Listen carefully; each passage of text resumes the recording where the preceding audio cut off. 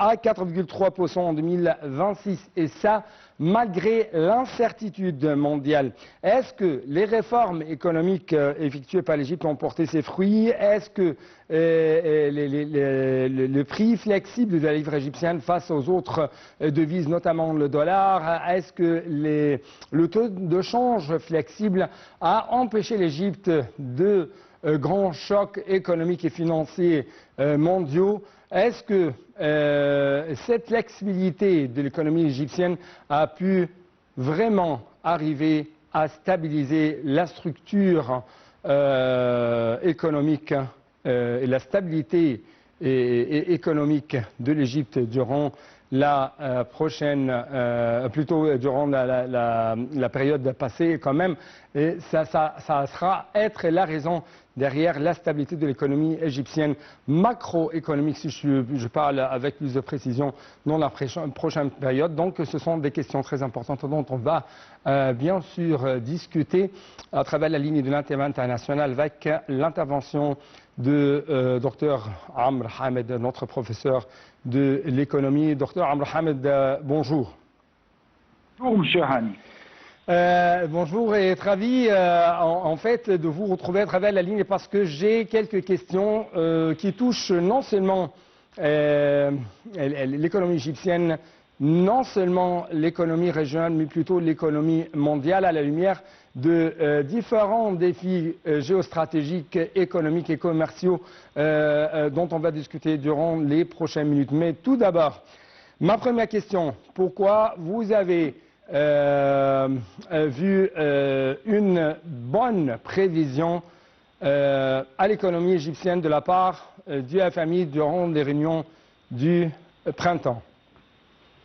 Alors, comme vous venez de noter, le FMI a relevé ses prévisions de croissance pour l'économie égyptienne à 4,3% en 2026, malgré l'incertitude mondiale. Oui. C'est parce que l'Égypte a réalisé des réformes structurelles importantes, comme la suppression progressive des subventions et aussi la flexibilisation du taux de change, et aussi l'amélioration du climat des affaires. Et bénéfice aussi d'un soutien international, le FMI et la Banque mondiale qui renforcent sa résilience. Le FMI perçoit que l'économie égyptienne est mieux préparée à absorber les chocs et affiche des signes clairs de reprise, notamment dans les secteurs clés comme par exemple l'industrie, le tourisme et la technologie. Oui. Donc, ma prochaine question, est-ce que vous êtes d'accord que les réformes structurelles, notamment effectuées par le gouvernement égyptien durant la période passée, ont porté vraiment leurs fruits? Et c'est ça, les fruits qu'on a aujourd'hui, c'est la stabilité économique de l'Égypte, alors que nous sommes dans une région, entre des guillemets, rouge ou en rouge. Alors, pour répondre à cette question, la réponse directe, c'est oui, mais partiellement. Pourquoi? Ouais, Parce pourquoi? que les réformes ont permis une maîtrise progressive du déficit budgétaire et aussi une stabilisation du taux de change, une baisse de l'inflation et du chômage et aussi une reprise des investissements privés. Cependant, les résultats doivent encore se traduire concrètement pour les citoyens. Ça, c'est très important, notamment via la création d'emplois durables et l'amélioration du niveau de vie en général. Oui, oui.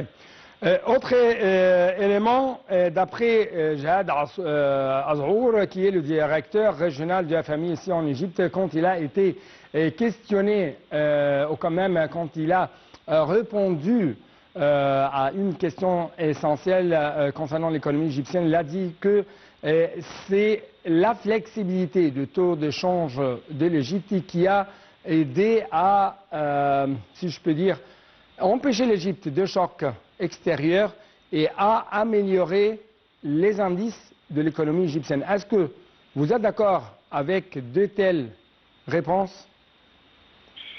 Ça, c'est une question qui est vraiment profonde.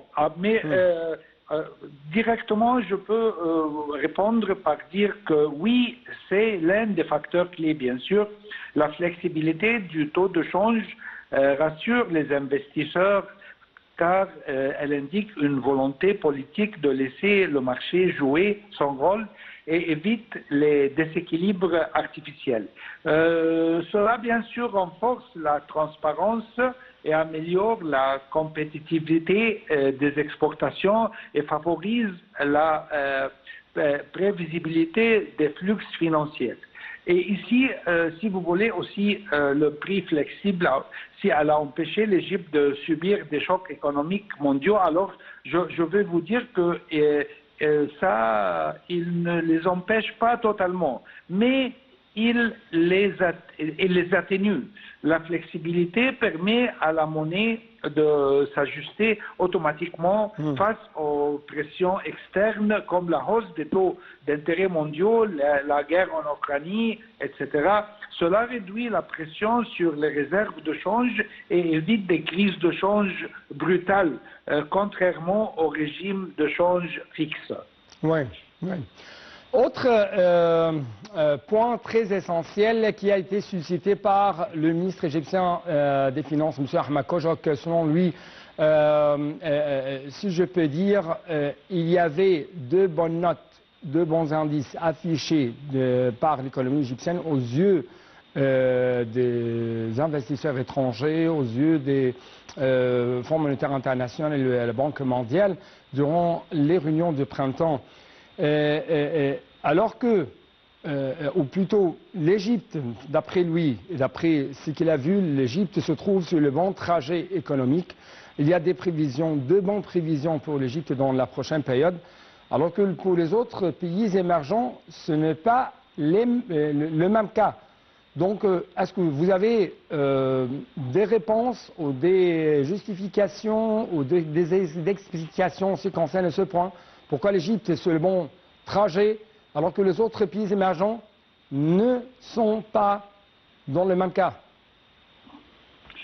Alors, encore une fois, la réponse est positive parce que l'Égypte met en œuvre des réformes économiques qui continuent bien et aussi dispose d'un programme soutenu par le FMI, ce qui inspire confiance.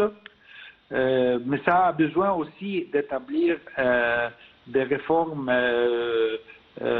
légales, spécialement à propos des réformes légales pour le système bancaire en Égypte. Ça, c'est très important pour rétablir et renforcer, si vous voulez, la confiance dans le système bancaire. Et aussi les bénéfices d'une diversification sectorielle, industrie, tourisme, technologie, énergie, et aussi à adapter une politique monétaire plus réaliste et un cadre budgétaire plus discipliné. Ouais. Et on peut aussi noter à renforcer ces filets de sécurité externe, le IDE, les aides, l'envoi de fonds de l'étranger. Oui. Est-ce que l'industrialisation, c'est l'un des secrets derrière cet essor de l'économie égyptienne? La localisation des industries, la politique adoptée de la part de l'Égypte afin d'exporter au lieu d'importer? Ça, c'est très important, mais ça doit continuer. On a beaucoup de stratégies, si vous voulez, à établir, à renforcer en Égypte pour garantir que les industries, le secteur industriel en Égypte est plus renforcé. Ça, c'est très important, bien sûr. Mais si vous voulez aussi, ce qui est très important, c'est de réduire les déséquilibres externes, bien sûr, et protéger les réserves de change, éviter des dévaluations soudaines. Mais tout ça, c'est très important pour établir le secteur industriel en Égypte. Oui. Sur le plan mondial et régional, est-ce que, malgré l'état d'incertitude mondiale, La Banque mondiale et la FMI adoptent deux nouvelles politiques à l'égard de la croissance économique mondiale pour surmonter les guerres commerciales et économiques sino-américaines, par exemple, les guerres géostratégiques lancées entre la Russie et l'Ukraine. Est-ce que il y a donc deux nouvelles politiques à adopter de la part de la FMI et de la Banque mondiale? C'est une question à ajourner, à reporter, bien sûr, après cette petite pause pour l'appel à la prière. Encore une fois, la réponse... Restez avec nous en ligne de la TV internationale. Maintenant, c'est l'appel de midi, l'appel de Zohr. OK. Merci.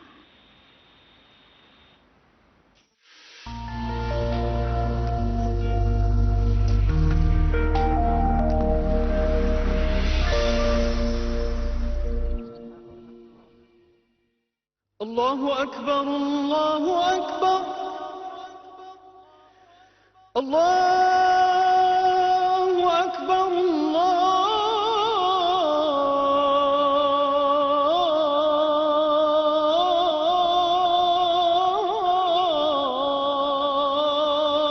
الله أكبر أشهد أن لا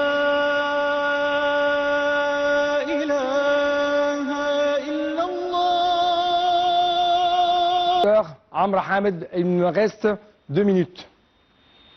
Alors, je dois admettre premièrement que vous posez toujours des questions très intelligentes. Merci. Alors, la réponse, c'est positive aussi, oui, de manière progressive.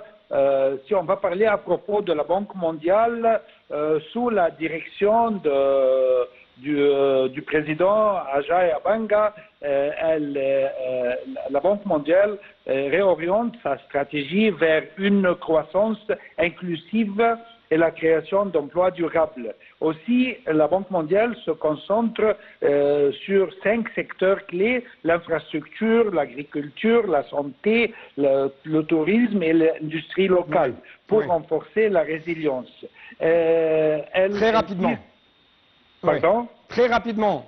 Oui, elle insiste sur la mobilisation du secteur privé aussi. Et aussi, Docteur Amra, malheureusement, je n'ai plus de temps pour vous donner plus d'espace. Merci beaucoup. On va reporter cette question pour la prochaine fois. Donc, avec ça, je dois clôturer cette édition. Merci beaucoup à vous, Dr Amra Hamed. Même chose pour vous, chers téléspectateurs. À la prochaine.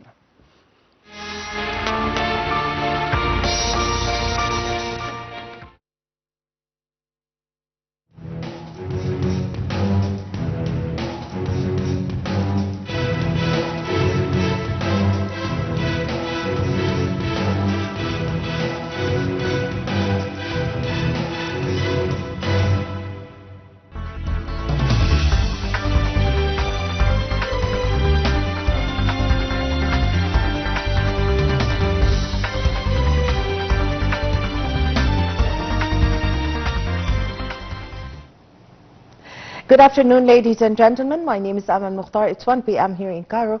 Time to start our English transmission, and we started with the Nile News. We start the news with the headlines.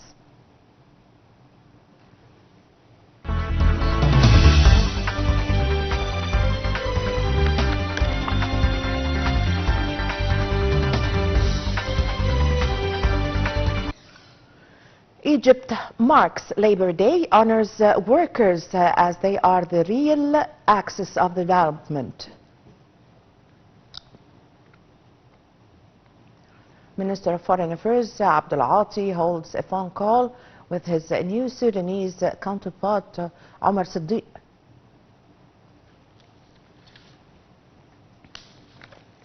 And a Palestinian student released on bail as he challenges deportation from U.S.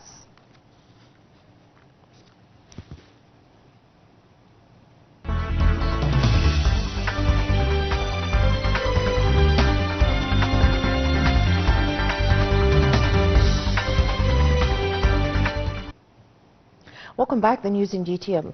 As Egypt celebrates May Day and Labor Day on Thursday, Minister of Labor Mohammed Gobran greeted President Abdel Fattah al-Sisi upon Labor Day occasion, hoping prosperous future for Egypt's workers, pivotal axis of the development process in Egypt. Gobran asserted in his comments that the new labor law in its final draft approved by the House of Representatives comes upon directives of President Abdel Fattah al-Sisi to issue a balanced law which organizes a relation between two parties of the production process. Gobran also highlighted that the new labor law provides workers with food security and creates attractive investment climate.